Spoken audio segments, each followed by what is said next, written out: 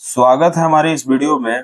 हम इस वीडियो में आपको बताएंगे कि अगर किन्हीं लोगों को सांप काट लेता है। बहुत सारे लोग ऐसे हैं जो गांव देहात वाले क्षेत्र में, रूरल क्षेत्र में रहते हैं। अगर ये वीडियो देख रहे हैं आप लोग, तो आप लोग ये वीडियो पूरा देखिएगा। या कोई शहर में भी रहते हैं तो बहुत जगह ऐसा रहता है जो स्नेक से एक्सपोज रहते हैं। मेनली किसान फार्मर्स हो गए, जितने भी रूरल क्षेत्र के लोग हैं, साथ साथ बहुत सारे ऐसे भी जगह है शहर में जहाँ पे स्नेक मिलते रहता है। तो वो सब जितने भी सारे लोग वीडियो देख रहे हैं, आप लोग पूरा ये वीडियो देखिएगा और देखने के बाद प्यारा एक कमेंट कीजिएगा और साथ साथ इसको वीडियो आपको अच्छा लगेगा तो आप इस चैनल को सब्सक्राइब कर लीजिएगा। तो चलिए बिना समय व्यर्थ किए हुए हम इस वीडियो को शुरुआत करते हैं और बताते हैं आपको कि कौन कौन से हमारे भारतवर्ष में, पहले बताते हैं आपको कि कौन कौन से हमारे भारतवर्ष में ऐसे सांप है जिससे आपको बच के रहना चाहिए।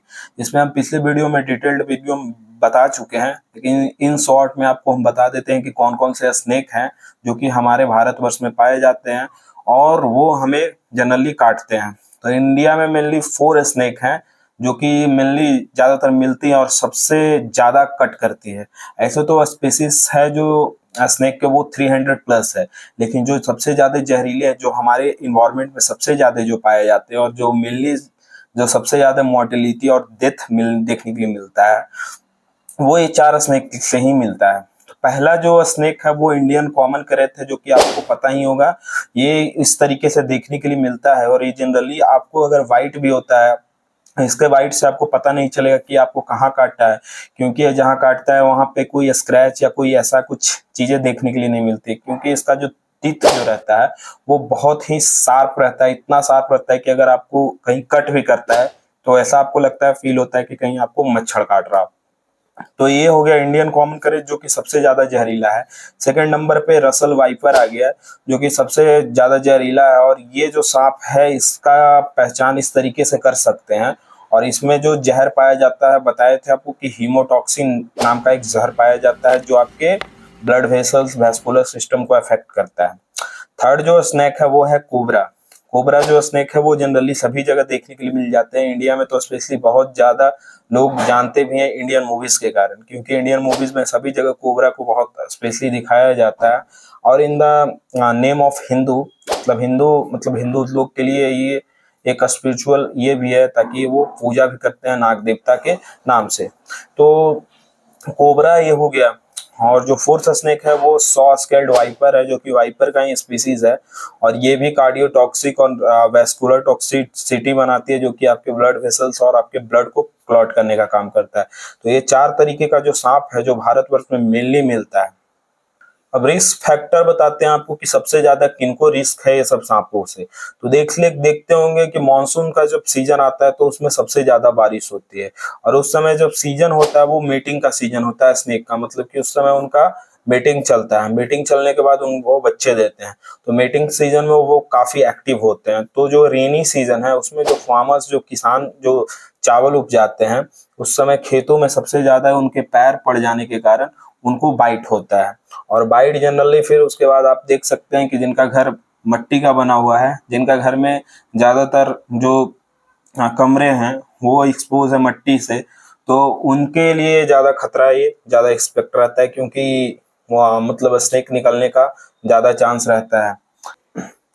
हमारे भारतवर्ष में जो सांप जो काटता है वो 70% नॉन वेनमस स्नेक है, मतलब कि ऐसा सांप जो आपको काटता है 70% वो नॉन वेनमस होता है। मतलब 70% नॉन वेनमस हो गया, बच गया 30% जहरीला सांप जो हमारे इन्वायरमेंट में मौजूद है।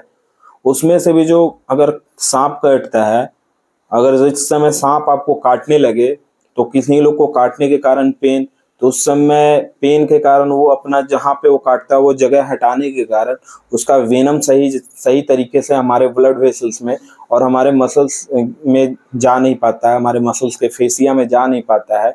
इस कारण से हमारे मतलब 30% बच गया, उसमें से भी 50% ही जहर डाल पाता है। मतलब कि आप समझ सकते हैं कि कितना सेफ है। आपको ध्यान रखना है कि बस आप जहाँ पे स्नेक आपसे गुजर रही है या आप किसी भी एक्सपोज एरिया में जा रहे हैं, तो वहां पे जाते वक्त आप पहले से एक डंडा ले लें। डंडा से होगा क्या कि सहारा रहेगा कि आप आगे आगे जो चीजें हैं वो उससे आपको पता चल जाएगा, और जो सांप रहता है वो निकल जाएगा, क्योंकि ऐसे सांप तो आपको काटती नहीं है।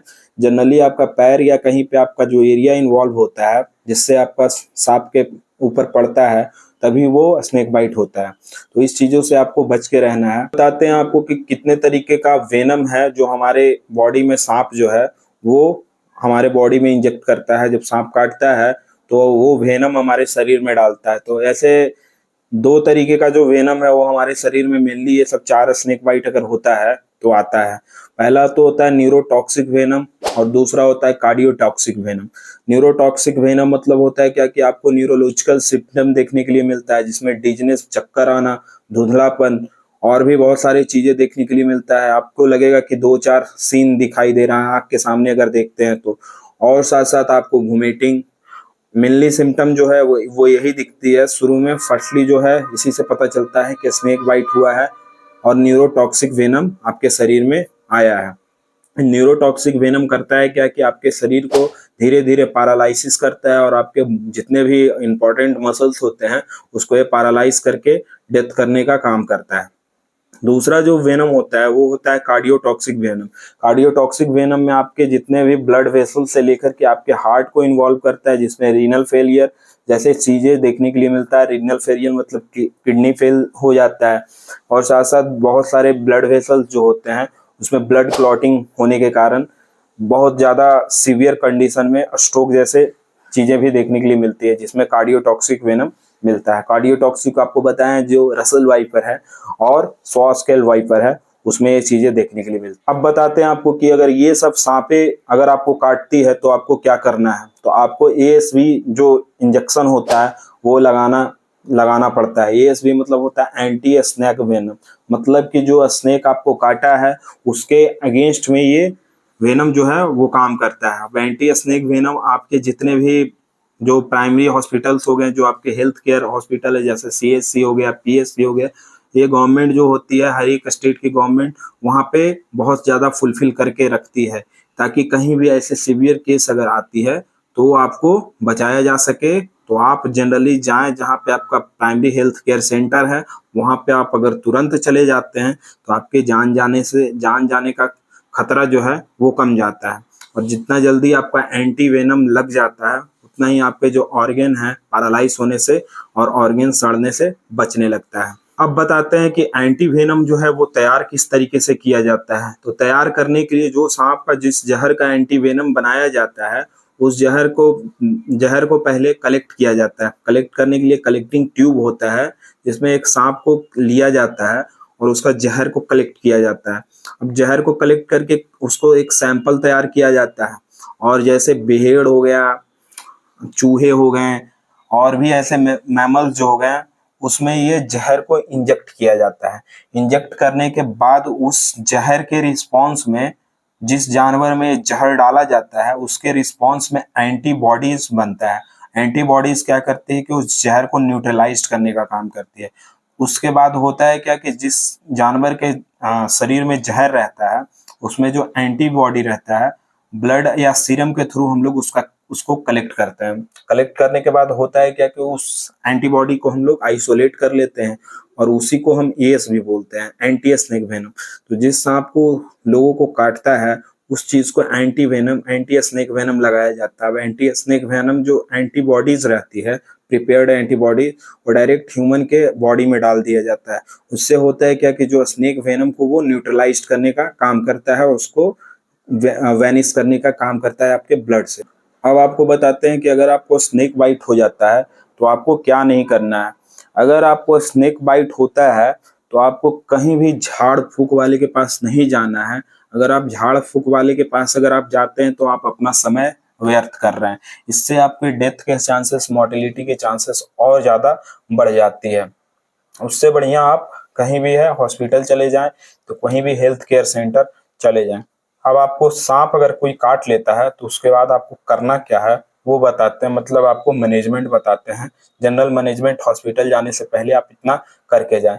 अगर किसी भी लोगों को सांप काट लेता है तो उसको कहीं इधर उधर दौड़ने या चलने ना दें, मतलब उनको एक जगह स्टेबल करके लेटा दें। और जिस एरिया में कट हुआ है स्नेक को वहां पे आप लोग उसको वॉश कर दें। वॉश करने के बाद वहां पे कोई बैंड या टॉनिकेट बैंड वगैरह वहां पे उसको बांधे ना एरिया को। अगर आप बांधते हैं तो खतरा और बढ़ जाता है। मतलब कि सांप काटने के बाद अगर आप उस एरिया को बांध देते हैं तो उस एरिया के जो सेल होते हैं उसको डेथ होने का चांसेस बहुत ज्यादा होता है। तो एक तरीके से आप रिस्क उसको बढ़ा रहे हैं। उस एरिया को आपको काटना नहीं है, साथ साथ आपको उस एरिया में जहाँ जहर इंजेक्ट किया है उसको आप जहर को चूसना नहीं है। अगर आप चूसते हैं तो वो आपके लिए भी खतरा हो सकता है। साथ साथ आपको क्या करना है, उस एरिया को बांध करके नहीं रखना है और उस एरिया को कहीं भी अस्टेबल कर देना, मतलब कि हिलने डुलने नहीं देना। जितना आप उस एरिया को हिलाइए डुलाइएगा, ब्लड सर्कुलेशन ज्यादा होने के कारण आपके हर एक एरिया में जा करके वेनम जो है वो आपके ऑर्गन को पैरालाइज करेगा और ऑर्गन को इफेक्ट करेगा। तो ये सब चीजें आपको ध्यान रखना है। और ये है स्नेक बाइट का हमने एक पूरा वीडियो बनाया जिसमें आपको टाइप्स ऑफ स्नेक पिछले वीडियो में बताया था, और इस वीडियो में ये बताया कि आपको कैसे बचना है, कहाँ जाना है, क्या नहीं करना है। ये सब सारी जो चीजें हैं आपको इस वीडियो में बताएं। तो आपको आई होप कि ये वीडियो आपको पसंद आया होगा। इस वीडियो को आपको अगर अच्छा लगा होगा तो चैनल को सब्सक्राइब कर जाइएगा और हमसे जुड़ जाइएगा, और एक कमेंट करके बताइएगा कि आपको एक वीडियो कैसा लगा। धन्यवाद, मिलते हैं नेक्स्ट वीडियो में कुछ नए इन्फॉर्मेशन के साथ।